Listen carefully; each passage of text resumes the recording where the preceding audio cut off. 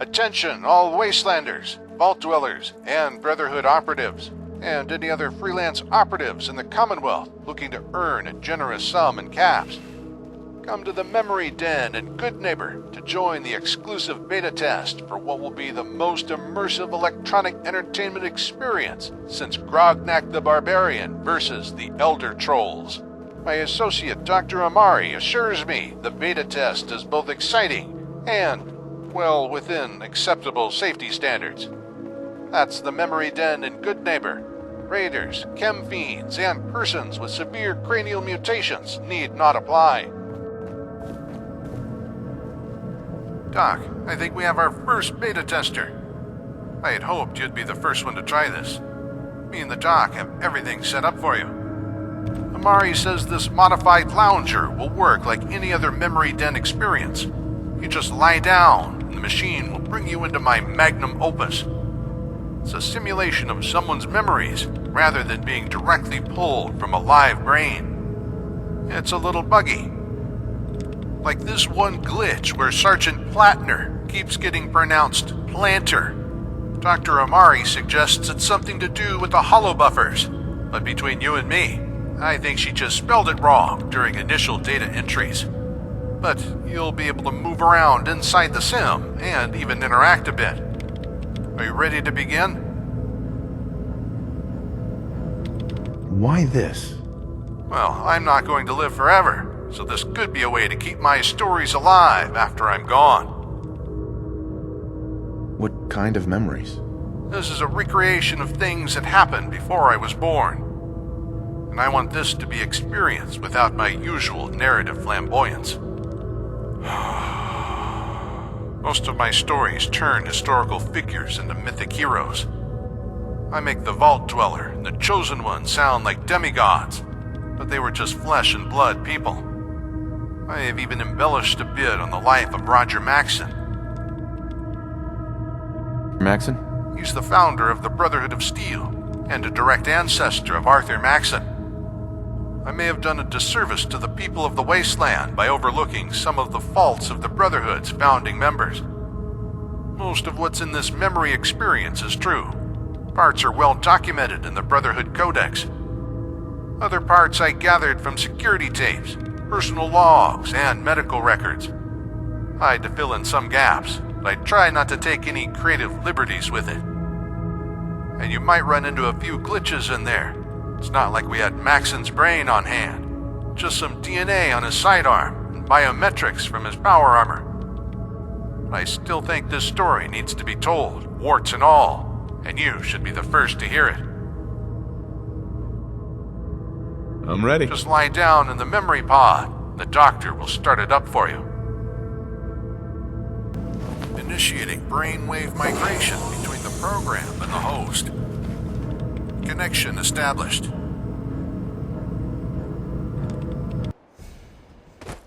Hello, can you hear me? Excellent. The simulation appears to be working, just as Dr. Amari said it would.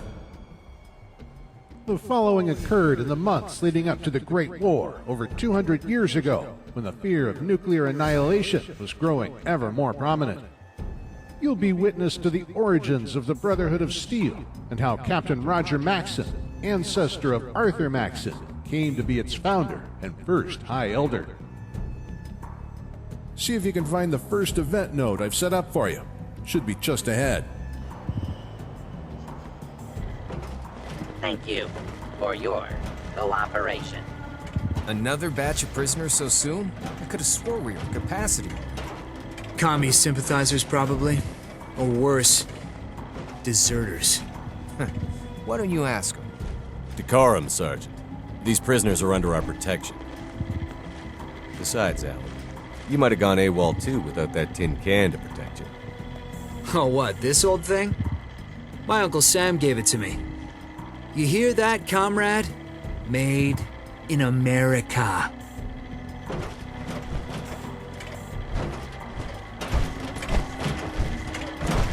The men serving under Roger Maxson likely fought alongside him during the Resource Wars.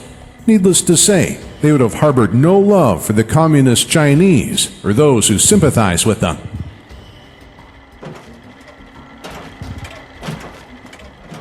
Roger Maxson was second in charge of a security team assigned to guard Mariposa. The Codex doesn't explicitly tell us what year Roger was born. We can assume he must have been about 27 years old at the time, given the median age of captains serving in the U.S. Army before the Great War. Many in the Brotherhood of Steel can trace their ancestry back to the military grunts serving at Mariposa. In this, they take great pride. Construction on California's newest military base began in October 2076. Someone high up in Washington must have had a reason for speeding things up, because it was completed no more than a few months later.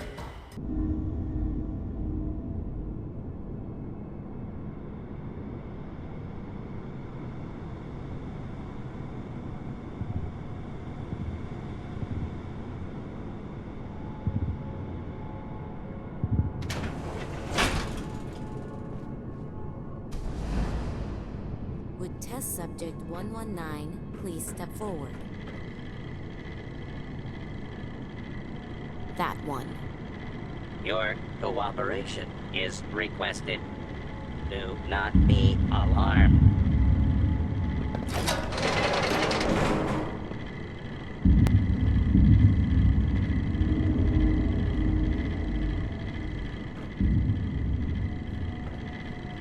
Sergeant Planner, Captain Maxson, sir. got a new group of prisoners coming in. Any room? Yes, sir. Plenty of space for them. You're at the end of a double shift, right? Everyone would rather be at the front gate, and the other guys just don't like playing prison guard, sir. Who did you relieve last night, Sergeant? That would be Lieutenant Santangelo, sir. As you were. And Planner? Radio me when they bring that prisoner back out. Yes, sir.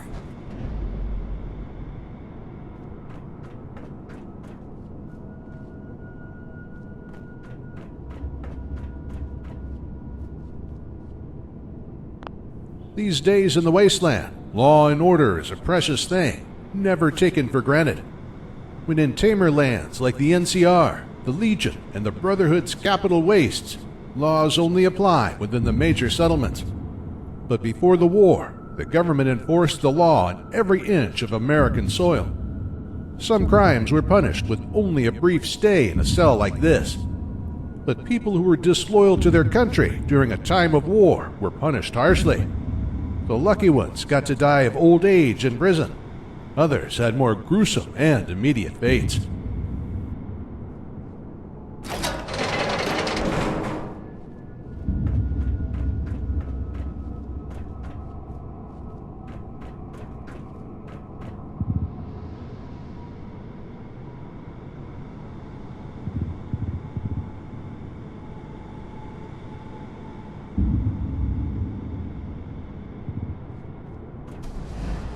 Were on guard duty last night? Am I in trouble, sir? Colonel authorized me to take today off to work on the new suit. I thought maybe I could... You're not in trouble, Lieutenant. Phew, that's a relief. Can you tell me if any of the scientists sent any prisoners back up to holding last night? No, Captain. I don't think that happens anymore. Ever? I mean, I've never seen a prisoner come back up the lift. Well, then again, there was this one time the elevator broke and I fixed it in a valiant display of heroism. Other than that, though, no. The underground Einsteins must have a lot of space down there. Could you do me a favor, Lieutenant? Captain? I want you to ask the other guards about the last time they saw a prisoner leave the lower blocks. Could you do that for me? Yes, sir. Good. I'll check in with you later.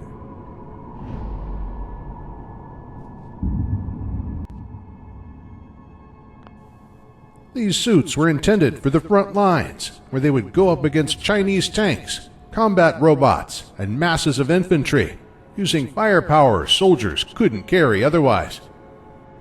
However, they weren't just used in Alaska or China. They were used all over the country for homeland security as well, intimidating prisoners, quelling riots, and pacifying occupied territories, frequently against unarmed civilians.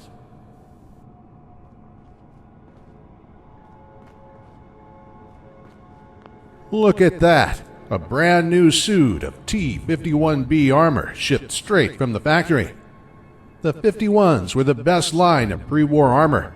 Some say the 60s were, purely because of the armor plating. But these were fundamentally upgraded T-45s. The bean counters in the Pentagon rightly wanted to keep the 10-year-old suits in service, but they inherited all the same problems of suits using last-generation tech. Permission to speak freely, sir. Denied, Captain. I know what you're gonna ask, and I can't tell you any more than I already have. The less we ask, the less we leak out to the Chinese. Now, do you have any questions I can answer, Roger? We keep bringing new prisoners onto the base, but the commissary says we aren't using any more food than we did a month ago. By my count, we should have been feeding 100 more mouths for the last month. Should I notify the... You're clever, Maxon. I'll give you that. You should consider getting into politics, son. America loves a war hero. You know, those patriotic prisoners have volunteered to aid the defense of the United States in exchange for a reduced sentence. Given what's happening around Beijing, I'd say they're the lucky ones. Colonel, we don't know what's happening below. But don't you think we could all be held responsible if... Don't make me pull rank, son. If I knew anything, I couldn't tell you. So do ask, but don't investigate. You and the rest of your Alaskan band of brothers have one job. To keep your eyes fixed on that front gate. Lady Liberty wants us at the ready. Yes, sir.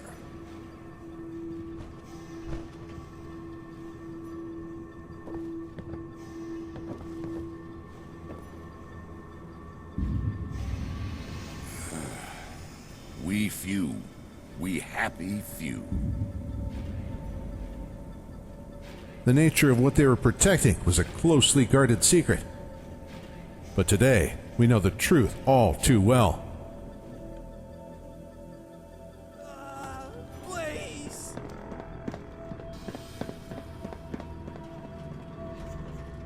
Ah, damn it, Dr. Shellman. This is the 5th time we've changed the sedative and they keep waking up. We need to rule out stress as a factor.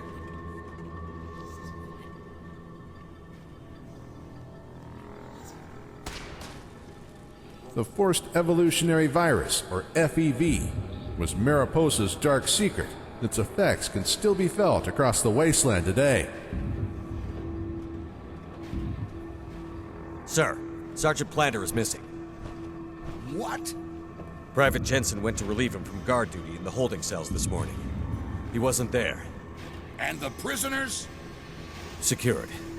Sergeant Planter must be in the lower blocks, sir. With the scientists. What? The lower blocks are completely off limits. What makes you think he'd be there? We have this base locked down tighter than Fort Knox. He's got to be in the only place we don't have eyes.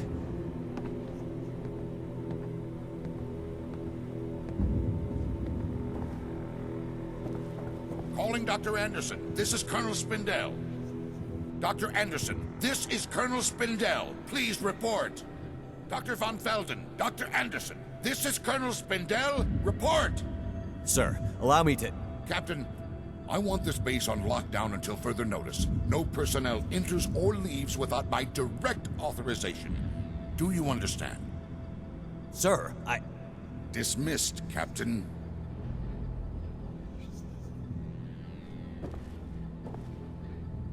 In the 20th century, people wondered if the news coming from their television could really be trusted. In the late 21st century, they were certain that the media had become nothing but political propaganda. The news wavered between assurances that all was well and reports that communist spies lurked in every shadow.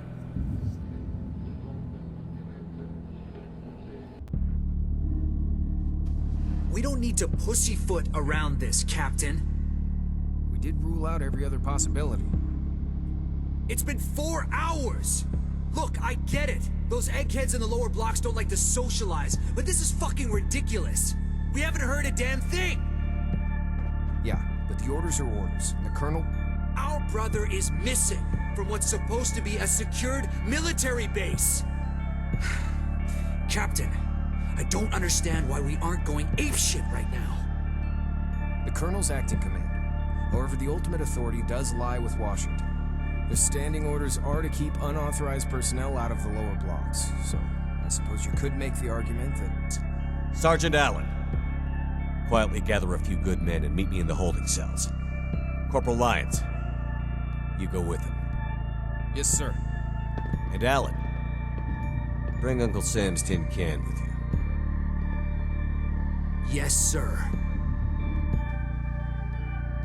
What's the meaning of this? Get out of here this instant! Remain calm. This is military business. Someone get the colonel down here immediately. How did you get past the photonic resonance barriers? Who's the commanding officer here? Captain Roger Maxson.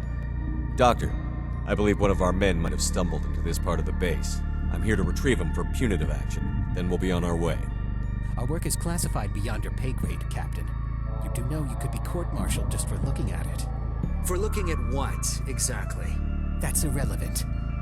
You're interfering with the security of the homeland, Captain. Right now, you're interfering with the security of this base, Doctor, which is my responsibility. Now step aside and let us do our jobs. What the fuck?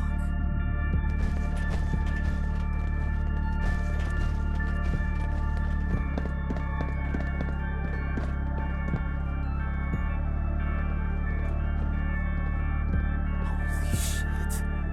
Doctor, where is the sergeant? You goddamn motherless. Stand down, soldier. We bring this to the colonel immediately. Caramillo, go to the holding area and consolidate the surviving prisoners into half the cells. Allen, escort these men to the empty cells. I can only imagine what was running through the minds of Maxson and his men when they discovered what they had been guarding. Maxson must have thought Anderson and the other scientists had gone rogue. An unauthorized experiment by mad scientists straight out of a horror show. Hi, Roger Maxson. Captain, serial number 072389 have started this log because it doesn't look good for any of us. And I'd like for people to know what really happened here. All hell broke loose when we finally discovered what those scientist bastards were up to. The colonel has locked himself in his office. Seems to be having some sort of breakdown. The men are screaming for blood. They're looking at me for answers. I'm not sure what to do. Someone has to do something, though, before this place sinks into an anarchistic bloodbath. Every time we get a report from higher up, things get worse here.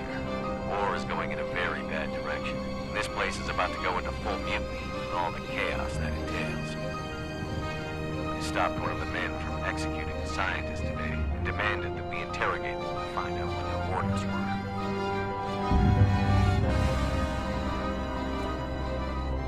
For the last time, Captain, I know what you saw, but believe me when I say it's not what you think. We could all be brought up on charges of treason if I say more. Does that not bother you? Fine. Let me put it to you this way, Captain. We're working to save the human species. That green goo, as you call it, allows us to seize control of our fate. We can control evolution, directed to save ourselves in this war. Imagine a world without fear of biological weapons. An American race whose potential is not hampered by flaws, but enhanced by them. If that's true, then why not have a taste of your own medicine, Doctor? Maybe you'll be enhanced. No, don't open that. Why not? It's a cure. If it works, I'll make a toast to your good health and take a shot myself. It's been unpredictable. We need to eliminate variables until we understand the effects better. Any one of the test subjects could be the key.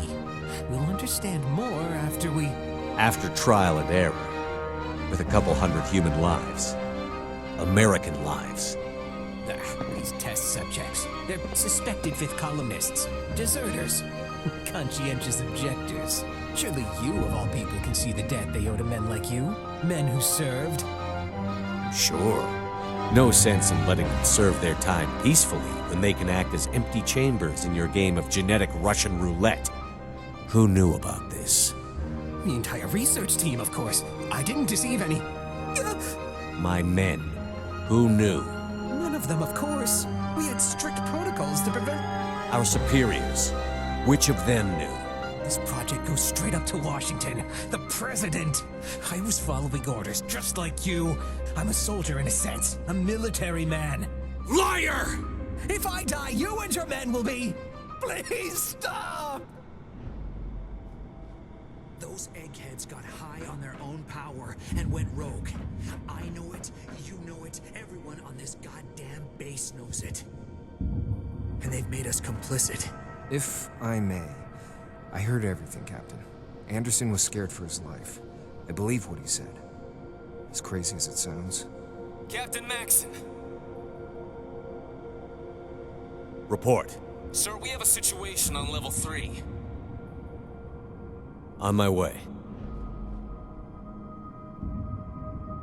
Russian roulette.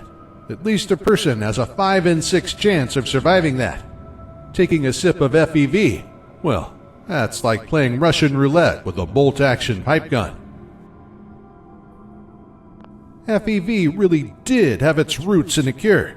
The Pan-Immunity Virion Project was intended to alter Americans at the genetic level so that they would become immune to enemy biological warfare. But eventually, the project became an attempt at playing God, remaking man at a genetic level. The vats at Mariposa were supposed to turn soldiers into superhuman killing machines.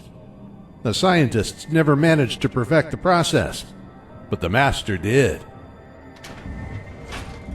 How about we tossed you into that goo and watch you squirm? Our orders come from Washington. Bullshit. We have to put him down or else the brass would think we're in on it. He's right. Put him down! You're all blind. You think you'll win this war with your guns, but Washington knows it'll only be won with science. We are...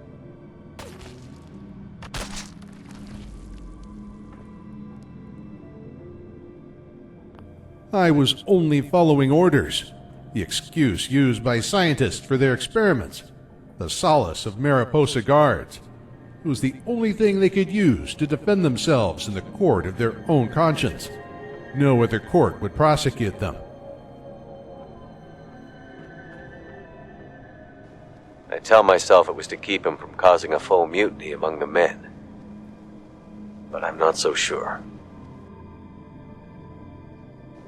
I tell myself it was to keep him from causing a full mutiny among the men. But I'm not so sure.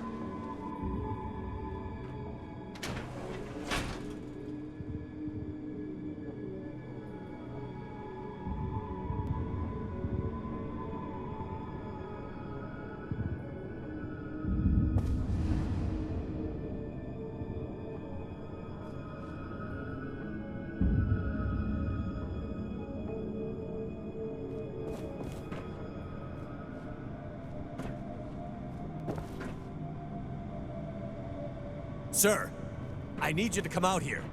I've done things that contradict protocols for dealing with suspected war criminals. You have to relieve me of my post to show the men that there's still some kind of order here. Washington hasn't said anything, sir. I don't think the brass can spare a general to come down here and clean up this mess. Robert, please say something. Sir, we're gonna knock down the door.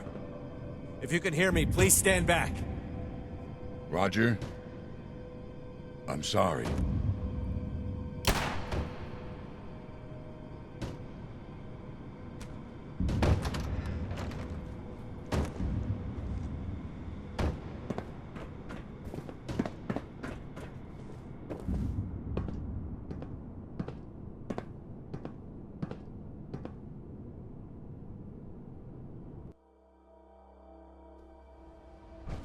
By killing the egghead, I seem to have confirmed my position as leader of the men. They follow me without question now. The interrogations invariably end up being executions. Shellman held out the longest. No. We want the whole truth.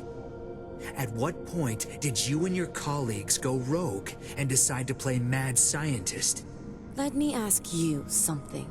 Do you think the new plague was a natural occurrence? Countless American civilians died because of that virus. It was Chinese biological warfare. And how does that differ from the suffering you created with that man-made virus down in the vats? In that we're saving the many by sacrificing the few.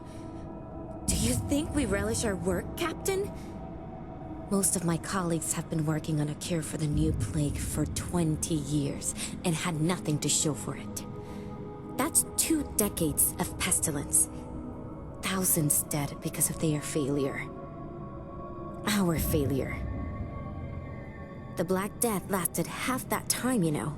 So, if we can't cure Chinese diseases, then the only recourse is to make ourselves immune to them. That is what the government asked for us to do, and that's what we did.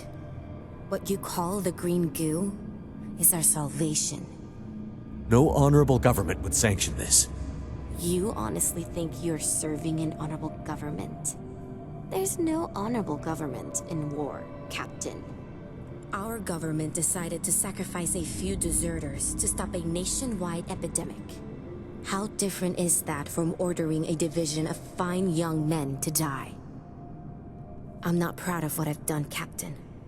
But given the chance, I would do it again. Not because it's right, but because it's rightfully necessary. Our government is waging a war without precedent, a war for our very existence.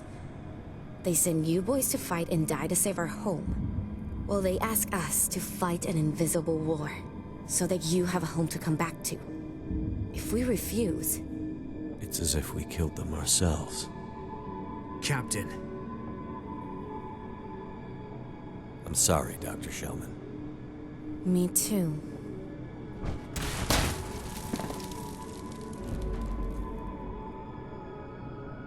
The Great War lasted a matter of hours, but it was the culmination of decades of conflict.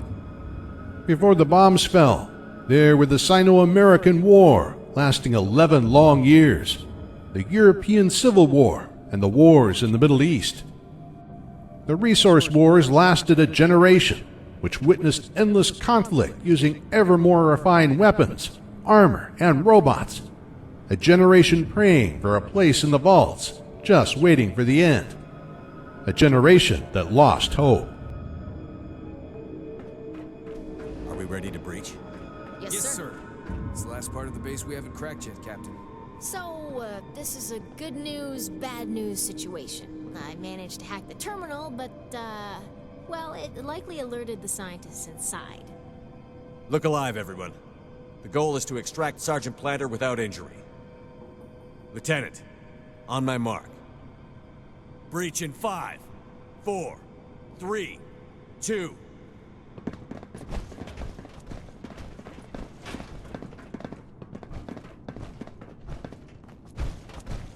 Oh my god. He's alive!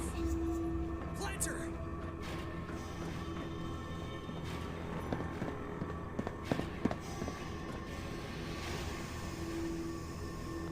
Abominations like this would have been considered failures by the Master when he ran Mariposa.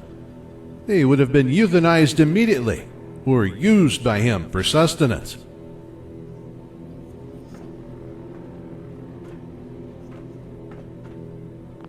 Mariposa was a secret government facility, but it seems it was built by the lowest bidder.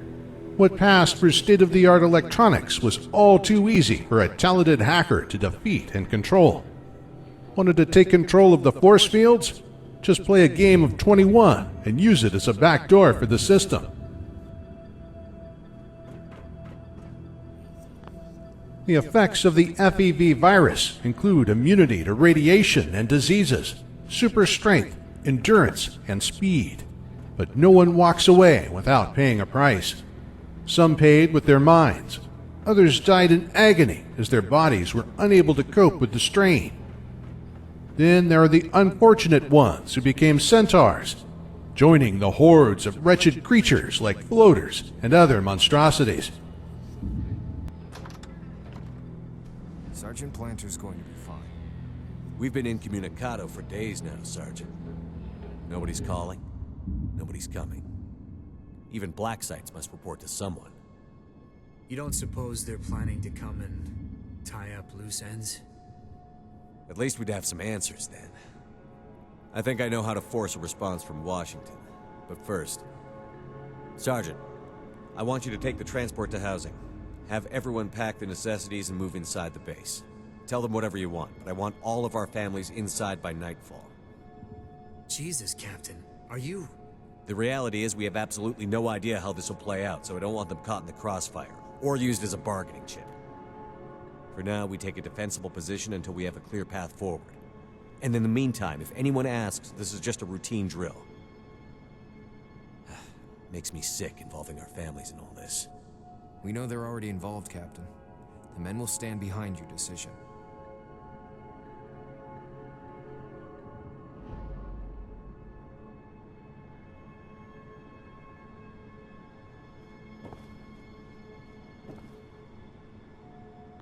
Nowadays, we can brew our own booze, but most connoisseurs claim that the pre-war stuff is far superior to wasteland tub moonshine, and far less addictive than Jet. A man like Colonel Spindell probably wasted these expensive spirits trying to dull his pain and make himself forget the terrible secrets of the FEB project. The civilians stationed at the base included Maxon's own wife and their son. He had no idea that he was creating a dynasty that would last for centuries. This is Captain Roger Maxon. Serial number 072389. I am the acting commander of the Mariposa military base in Central California. As soldiers, we swore to defend this country from all enemies, foreign and domestic. Let it be known that oath has been honorably upheld by the brothers here at Mariposa. We've pressed for a response from Washington, but have heard nothing. At this time, we are assuming the worst. Due to violations of the Constitution of the United States by the federal government and dishonorable conduct of its representatives, I hereby declare our relationship with the federal government dissolved at this time. This will remain in effect until contact is reestablished and certain assurances are made. Let it be known that we are acting in what we believe to be the best interest of Homeland Security. What the hell is going on? We declare ourselves to be in full desertion from the Army and no longer under the government's command. What happens? Nothing. Something bad is coming down. And something bad did come. On October 23rd, 2077, the Great War began and ended. The apocalypse. Humanity pushed back centuries as the slate was wiped clean by nuclear fire. Some places were spared in the conflagration. Mariposa was one of them. I can't believe those bastards finally did it. Damn them all to hell. It seems inconceivable we weren't targeted. The Mariposa military base was a black site that just entered service in January that year. Passed over in the initial strike, the men and women of the security team suddenly found themselves the heavily armed heirs of a brave new world. Sergeant Planter volunteered to go outside today to take specific readings on the atmosphere. It seems the radiation hasn't spread this far. Since he was wearing his power armor, there was no threat to him from radiation. But if he had been exposed, he would have had to be exiled. We don't have adequate decontamination facilities here. I convinced the men we should bury the scientists. I don't know why. Perhaps it was to ease my conscience. I finally started to believe their stories. The last one was dying.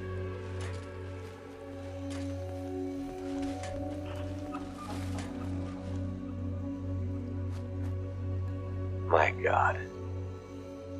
What have I become?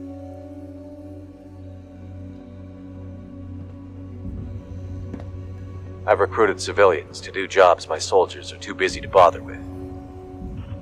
Many of them are skilled craftsmen, and I'm having them take what they need from the base. We can't leave more than a few automated defenses and force fields. Some of the kids are smart enough to train up as engineers for future use, like my son.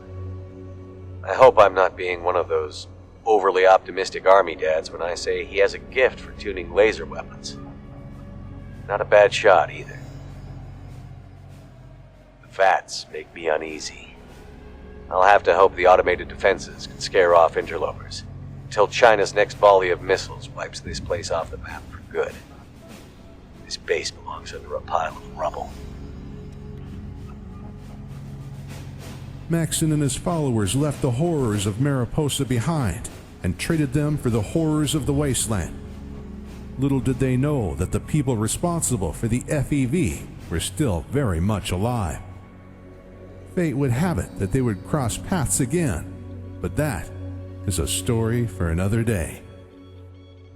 Brothers and sisters, those of us who served at Mariposa learned something that should never be forgotten. We witnessed firsthand the recklessness man embodies when his science is allowed to outpace his morals. Those who called themselves our leaders checked their ethics at the door and let fear decide our future. Never again.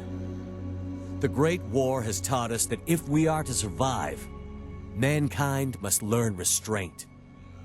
Let future generations know that the penalty for not heeding this warning is an endless cycle of war. A man once said that the object of war is not to die for your country, but to make the other bastard die for his. It's a powerful sentiment, but it's not one I subscribe to. I think a great soldier is one who prays for peace, because it is the soldier who must bear the deepest wounds and scars of war. Dear brothers, I am sick and tired of war.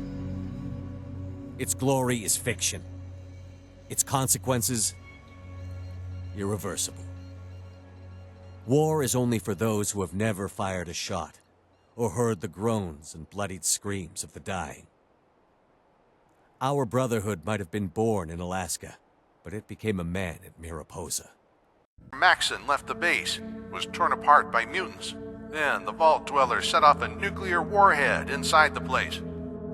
But Maxon did record his thoughts at the time. I also have access to his armor and sidearm that you saw in there. Neuroanalytics from the armor and genetic memory from blood samples on the gun helped me reconstruct the rest of it.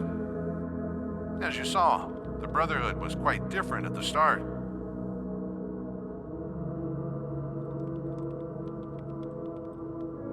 So that's it. The Brotherhood you see here in the Commonwealth is just one of our chapters, and Arthur was just one of many elders with the name Maxon.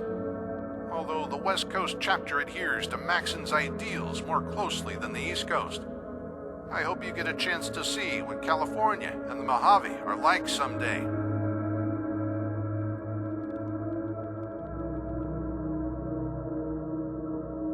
I'll stand by the Brotherhood of Steel. Joining the Brotherhood of Steel was the right thing to do for the Commonwealth. At least now you have a greater understanding of Roger Maxon. You may even know him better than some of the people in the Brotherhood. I have something else to share. I mentioned that I got some DNA from Maxon's sidearm and his power armor. Truth is, I borrowed them from the Brotherhood. I don't think the Quartermaster knew what they are. Must have thought they were just obsolete tech for the scrap bin. But I noticed that you have a knack for wearing power armor. And I think that you can appreciate the significance of Maxon's suit.